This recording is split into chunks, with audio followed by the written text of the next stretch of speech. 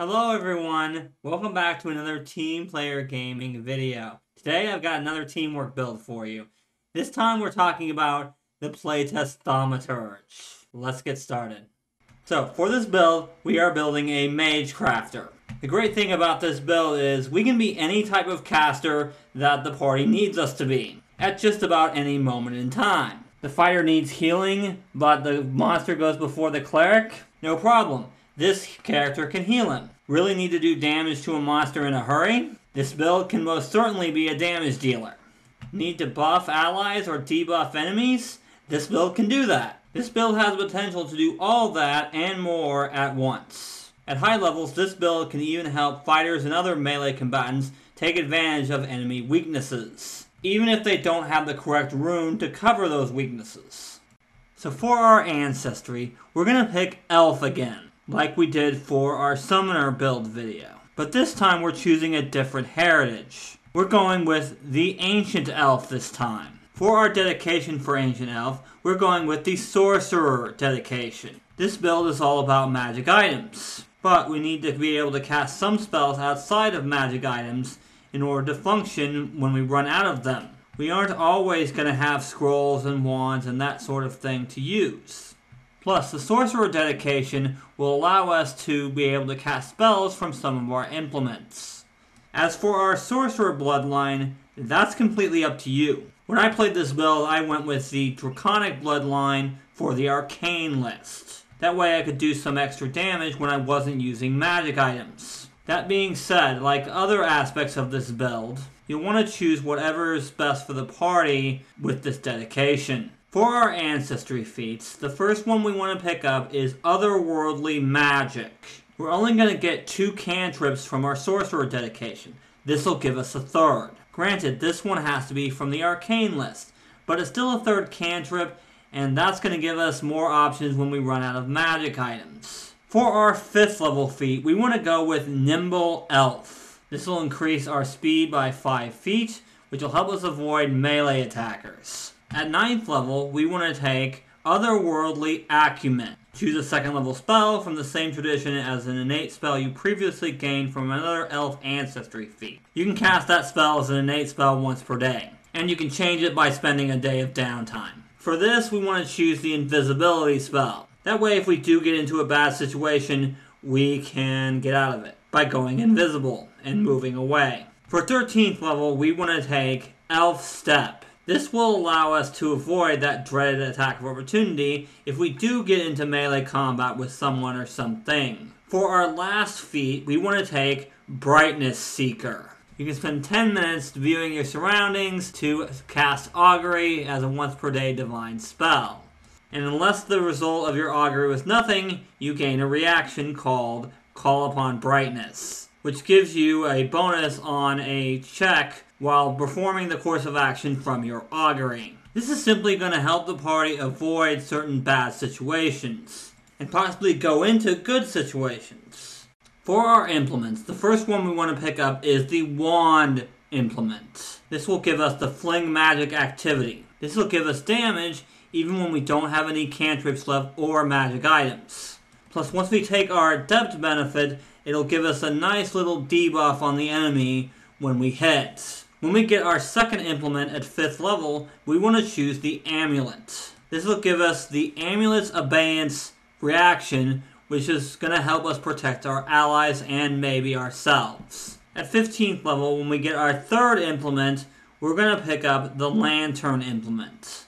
Our lantern is going to go out 20 feet, and anything that comes within that light, we're going to get a bonus to recall knowledge against, and we're going to have the GM roll a secret check to find hidden stuff. Within the light, of course. When we get our increases to our implements, we're going to choose to gain the Adept benefit of both our Amulet and our Wand. The Paragon benefit for our Wand just isn't that useful, but we do need the Adept benefit to get that nice little bonus. This unfortunately means we can't get the Paragon benefit for our Amulet. But this build really isn't about protecting others. The only reason we're even picking up the Amulet implement is so we can give our allies a little bit of protection if they need it. That being said, we do want to pick up the Adept benefit for it so we can give our allies a little bit more protection than the initial benefit.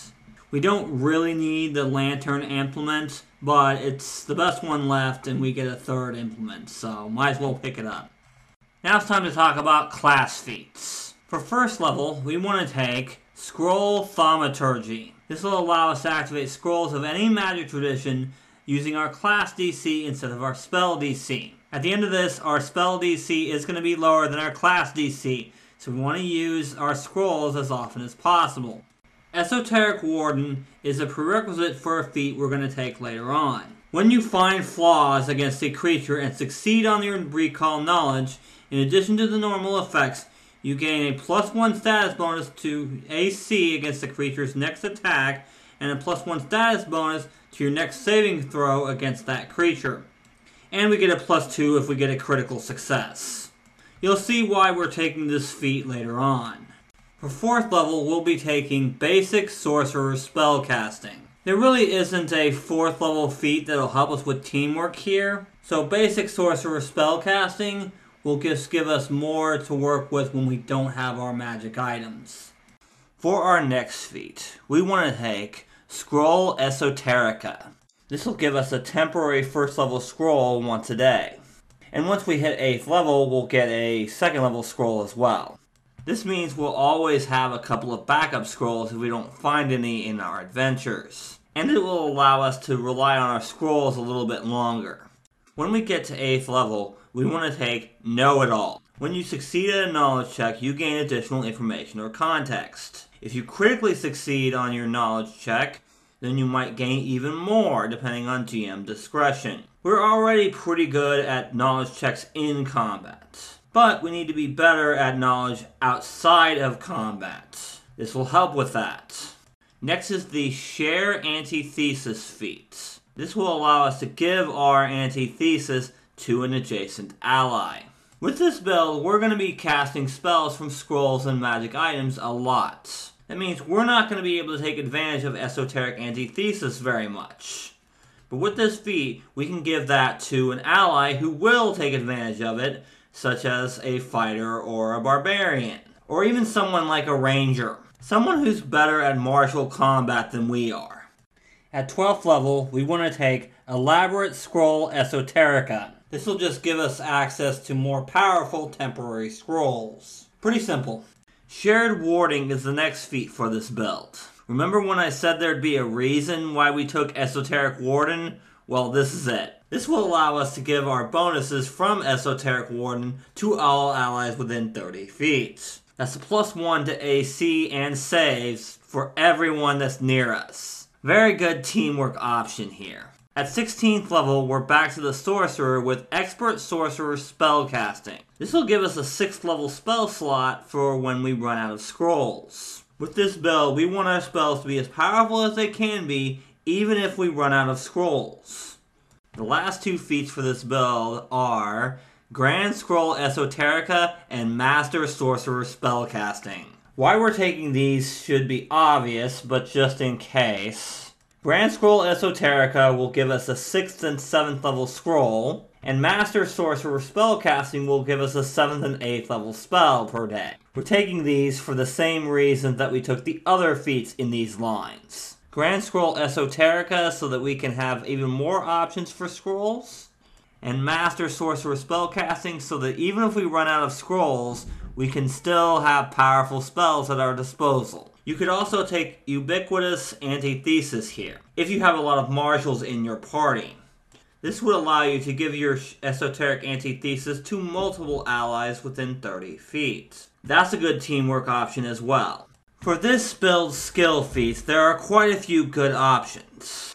We're not going to get a whole lot of skill feats, but these are some you can take. Arcane Sense can be good for finding magic items, which this build relies heavily on. You could also take Crafter's Appraisal to identify magic items using crafting instead of what it would normally be. Another good option is Quick Identification. That way if you find a magic item during combat, you can identify it quickly, and then maybe use it in the same combat. If you choose an Arcane Bloodline for your Sorcerer dedication, you could also go with Unified Theory. This would allow you to use Arcana for most of your knowledge checks. Magical crafting would also allow you to create scrolls that actually last, rather than just your temporary scrolls from your Scroll Esoterica line of feats. These are some very good skill feats to take, but honestly, you can take whatever you want for skill feats.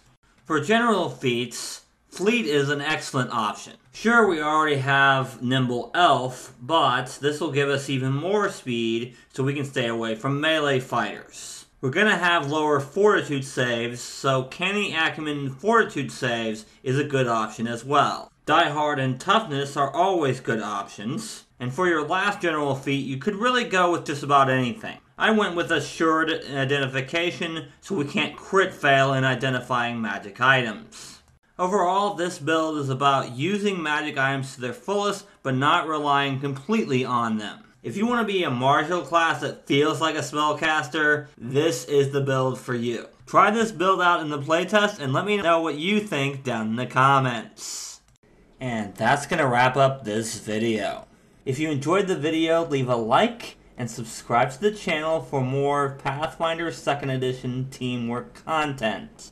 You can also check me out on Facebook and on Twitter. But if you really want to support me and get a cool character sheet for this build at the same time, you can pledge to me on Patreon at Team Leader or higher. Thank you guys so much for watching, and until next time, teamwork is vital.